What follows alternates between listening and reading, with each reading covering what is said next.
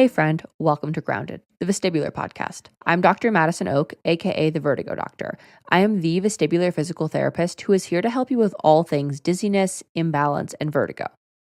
In this podcast, we explore the fascinating world of vestibular disorders. Come with me as we dive headfirst into a journey to discover the mysteries of the brain, the inner ear, and the balance mechanisms that keep us grounded. Whether you've been managing dizziness for one day or 25 years, we're going to get real about what it takes to manage dizziness, handle the anxiety cycle, and thrive, not just survive, with your vestibular disorder. First, I want to remind you that this is never medical advice. Remember, this podcast is for informational purposes only and may not be the best fit for you and your personal situation. It shall not be construed as medical advice. The information and education provided here is not intended or implied to supplement or replace professional medical treatment, advice, and or diagnosis. Always check with your own physician, medical professionals, and healthcare team before trying or implementing any information found here. Congrats to Julie. Super excited to see what you do next. As always, let's get in. Okay, today we are talking all about the CGRP medications. CGRPs are calcitonin gene-related peptides, which are a neuropeptide involved in pain transmission and vasodilation. And people who have migraine have a high levels during migraine attacks, but also they have a harder time breaking them down for whatever reason. This matters because it doesn't just cause pain, which we know because CGRPs honestly work great for people with VM, and a lot of people with VM don't have head pain, but also it impacts the trigeminal nerve, blood vessels, your brainstem, vestibular pathways, and super much more, and a lot of other things as well. So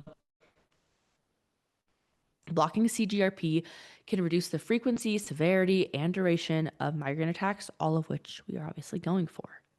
So there are two main types of CGRP medications. There are the ones that are preventatives, and then there are the ones that are acute and or preventatives. And they're different. So the way that the CGRP monoclonal antibodies work is these are typically the preventatives, and they are designed to prevent migraine by blocking the CGRP into. So the monoclonal antibodies work by attaching or attacking the neurotransmitter, the CGRP itself. And these are your big four: Amyvig, Ajovy, Emgality, and Vyepti.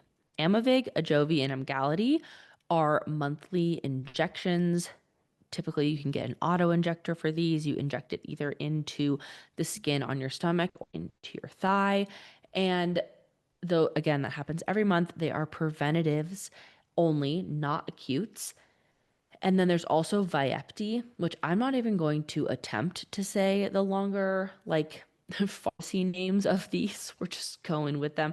And if you live in the UK or somewhere else, they probably have different names. But if you Google UK version of Amyvig, it'll come up at what you guys call it.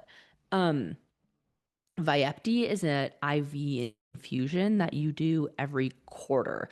So you can go a little bit longer between uses. It's similar to Botox in that way. It has nothing to do with Botox, but it's similar to Botox in that way that you can just go longer in between infusions, which is kind of cool and works better for some people. So just based on kind of your life. Then there's the CGRP receptor antagonists. So these are Zavzpret, Ubrevely, Nurtec, and Qulipta. These are the oral versions, and they're also called the G-pants. So G-pants is G-E, the pants, literally G-pants. But these are oral medications, and they block the receptor at the site from the CGRP getting absorbed into wherever it's not supposed to go, if that makes sense. So they're different in that way. And hopefully that makes sense to you guys. So they're basically their mechanism of action on how they work is not the same. Um, Nurtec can be both acute or preventative. Ubrevely is acute. Zavzapret is acute.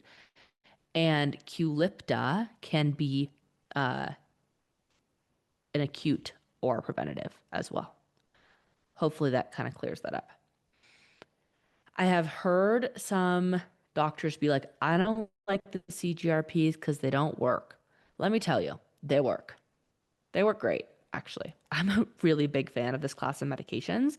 And I said the word Botox before, which reminded me that these actually have a really cool synergy almost where Botox makes CGRPs work better and CGRP medications make Botox work better.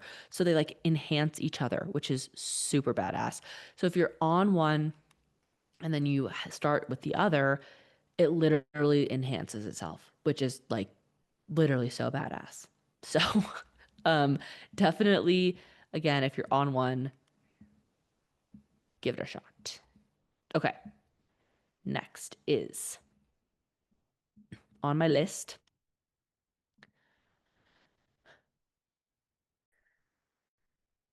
Now that we know how they work, slash what they're called, uh, what do you do about insurance? Because this is like the next question is like I can't get my insurance company to pay for them. They're definitely a piece of step therapy, unfortunately. And what step therapy is, and your doctor can't do anything about this. They can help you appeal 100 times and it will work ultimately. But step therapy means you have to have tried and quote failed. Remember, you didn't fail at anything, the medication failed you, but you have to quote fail 3 other medications before you can get a migraine specific medication, even if you have migraine diagnosis. Does that make any Absolutely not. It doesn't make any sense. And no one should have to do this, but unfortunately, that is the way insurance slash the government works. So call your representatives and tell them you want to get rid of step therapy because the migraine networks who do lobbying are actually trying to get rid of this, which is super cool. So, and other people are also trying to get rid of it because step therapy affects more than just people with migraine. It also makes it so, like, at the beginning of the year, you have to start over. It's a total pain in the ass, frankly. It's so dumb. So, if you have a need for an acute medication, which every single person with migraine has a need for an acute medication, period, exclamation point. Or if you're trying to get a new preventative, CGRP could be right for you. So then you have to write down, okay, did I try a triptan before? Did I try, I don't know, other medications before? Typically it's 3 triptans. So trumatip, let's say you tried rizatriptan, sumatriptan, and Maxalt, and none of them worked for you. Okay, now you have successfully, quote, failed 3 medications, and you are able to get, let's say, Nurtec for an that is how you have to play the insurance game a lot of times to get these. Same thing likely goes for prevention, unless you have, I don't know, some special insurance that I don't know about that is better, which is definitely possible. I mean, there's so many different insurance plans and things like that. So definitely think about that when it comes to your doctor and you and your conversation that you're having around these things. You don't want to just be like, I'm going straight for the Nurtec, which would be ideal, honestly, for a lot of people. But unfortunately, it's not, it doesn't work that way. The next thing is, even if your insurance does approve it, a lot of times they're really expensive still. Now, sometimes it's worth it because a lot of times if you're spending $1,000, which is insane, for a medication, let's say, but it's preventing you from needing to go to the ER twice a month to get some migraine cocktail, or it's preventing you from needing 6 other medications that could be adding up to that amount, then it could be worth it. So you have to do your own personal math. But then there are also copay programs that can help. If you look up like Nurtec payment program or Qulipta or Amivig, whatever payment program. Because these medications are relatively new, they're still under patent, which means every medication, ultimately the patent wears off, and then that's how medications start to become so much cheaper. And then the pharmacies have to invent something new, the scientists invent something new, they get a patent on it, and they say I can like charge $1 million for these things, which again is ridiculous and should be illegal, but unfortunately it's not. But this is where having a multi-pronged approach is so, so important. Simply taking a medication like Amavig, Ajovy, Emgality, Zavzapret, Vyepti, whatever, Nurtec, Qulipta, Ubrelvy, just taking one of those, and you can take more than one. Like if you have Amavig and it works for you as a prevention, and then you want to add something on top that's an acute, you can add Nurtec as an acute. That is an option. But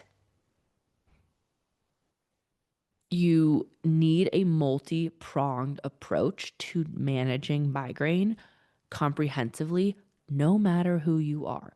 You need to think about your exercise routine, hydration, movement. I already said exercise. Nutrition, mindset, breath work, sleep.